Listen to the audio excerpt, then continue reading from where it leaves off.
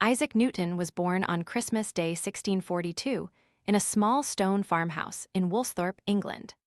He arrived premature and so tiny that his mother said he could fit inside a quart mug. His father had died 3 months before, and when his mother remarried, she left young Isaac with his grandmother. The boy grew up lonely, angry, and brilliant, filling notebooks with questions about the world that no one around him could answer. At Cambridge University, Newton was an unremarkable student until the Great Plague of 1665 forced the university to close. He retreated to his family farm and there, in 18 months of solitary fury, produced more groundbreaking science than most civilizations produce in a century.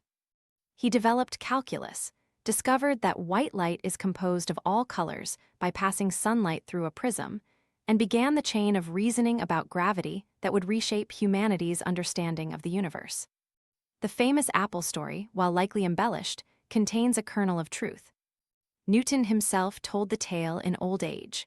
Watching an apple fall in his garden, he wondered whether the same force that pulled the apple to the ground also held the moon in its orbit around the Earth. It was a staggering leap of imagination. No one before had dared suggest that the same laws governing a falling fruit could explain the motions of celestial bodies millions of miles away. Newton spent 20 years refining his ideas in secret, driven by perfectionism and a pathological fear of criticism.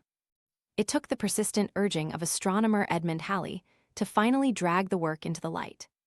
In 1687, Newton published the Principia Mathematica, arguably the most important scientific book ever written. In its pages, he laid out 3 laws of motion and the universal law of gravitation, showing that every object in the universe attracts every other object with a force proportional to their masses and inversely proportional to the square of the distance between them. The Principia did not stop at celestial mechanics. Newton turned his mathematical machinery on the speed of sound, becoming the first person to attempt a theoretical calculation of how fast sound travels through air. He modeled air as a series of elastic particles transmitting pressure waves, and arrived at a value of 979 feet per second. The actual speed is closer to 1,125 feet per second. His estimate was off because he assumed the compression of air during sound transmission happened at constant temperature, not realizing that the rapid compression actually heats the air.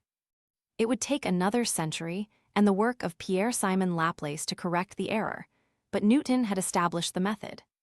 He had shown that sound was not magic or mystery, but a physical phenomenon that obeyed mathematical law. The impact of Newton's work was immediate and total. Within a generation, his framework explained the tides, the orbits of comets, the precession of the equinoxes, and the shape of the Earth itself. Engineers used his laws to build bridges, canals, and eventually steam engines. Navigators used his mathematics to chart courses across the open ocean. For over 2 centuries, Newtonian mechanics was physics itself, unchallenged and seemingly unchallengeable until a patent clerk in Switzerland named Einstein would reveal its limits. Newton lived to 84, spending his later years as president of the Royal Society and master of the Royal Mint, where he pursued counterfeiters with the same intensity he once aimed at the secrets of the cosmos. He was buried in Westminster Abbey with the honors of a king. On his monument are inscribed the words, "Let mortals rejoice that so great an ornament of the human race has existed." The boy who was small enough to fit in a mug had measured the universe.